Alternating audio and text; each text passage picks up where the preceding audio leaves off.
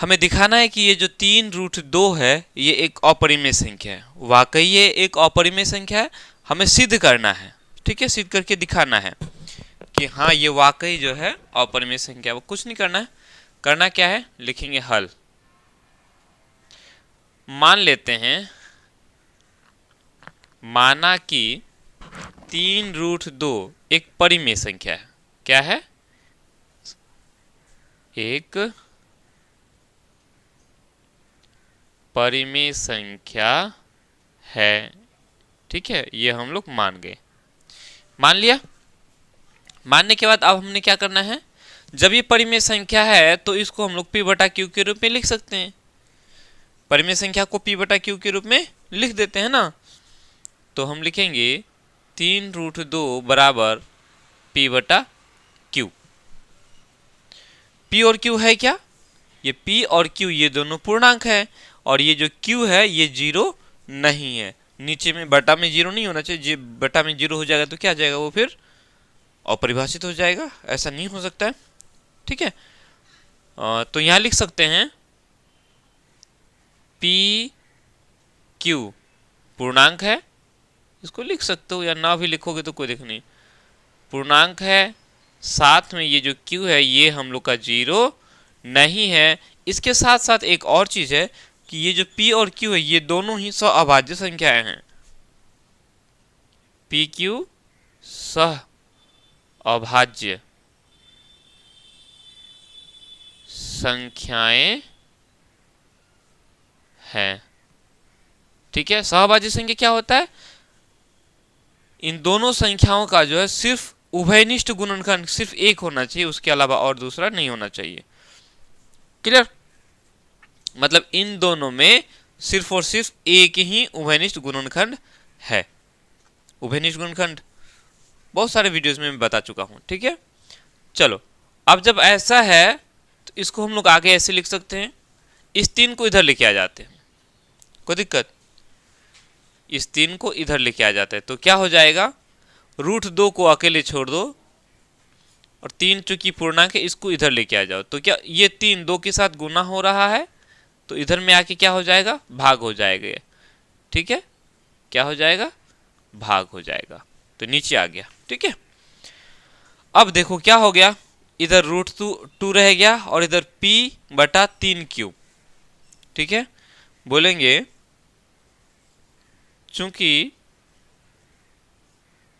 3 ये 3 p और q ये तीनों ही, 3 तो पूर्णांक खुद है ही, p भी पूर्णांक है और q भी पूर्णांक है, पूर्णांक है। क्या है, पूर्णांक है। जब पूर्णांक है तो क्या बोलेंगे, अब ये जो पूरा है ये पूरा क्या हो गया, परिमेय संख्या आ गया, इसलिए p बटा 3q परिमेय संख्या है, परिमेय संख्या है। जब इधर परिमेय संख्या है तो इधर भी परिमेय संख्या होगा, है ना, तो बोलेंगे इसलिए p बटा 3q परिमेय संख्या है, अतः √2 एक परिमेय संख्या है, एक परिमेय संख्या है। यहां तो हम लोग लिख लिए कि √2 परिमेय संख्या, क्या वाकई √2 परिमेय संख्या है, √2 तो परिमेय संख्या नहीं है, है ना, लिखेंगे परंतु √2 एक अपरिमेय संख्या है, एक अपरिमेय, अच्छा से लिखो, अपरिमेय संख्या है।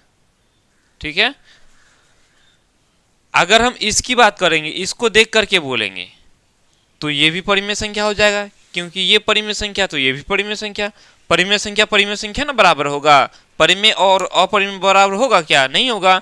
इसको देख करके हम बोलेंगे कि भाई ये जब परिमेय संख्या है तो ये भी परिमेय संख्या हो गया, तो इसीलिए लिखे क्योंकि 3p और q ये तीनों ही पूर्णांक है, पूर्णांक है तो ये हम लोग का p/3q परिमेय संख्या हो गया। जब ये परिमेय संख्या है तो भाई √2 भी एक परिमेय संख्या है, लेकिन हम जानते हैं कि भाई √2 तो परिमेय संख्या नहीं है, √2 क्या है, एक अपरिमेय संख्या है। तो बोलेंगे अतः हमारा मानना हम जो माने हैं कि ये जो है परिमेय संख्या है ये गलत है ना, तो हमारा मानना गलत है। ठीक है, कोई दिक्कत? तो और एक बार आता है लिख लो, क्या होगा, 3√2 एक अपरिमेय संख्या है, अपरिमेय संख्या है। बस इतनी सी बात। यहां एक और बात जोड़ सकते हो, सिद्ध हुआ, यही सिद्ध करना था, सिद्ध हुआ, बस खत्म कहानी।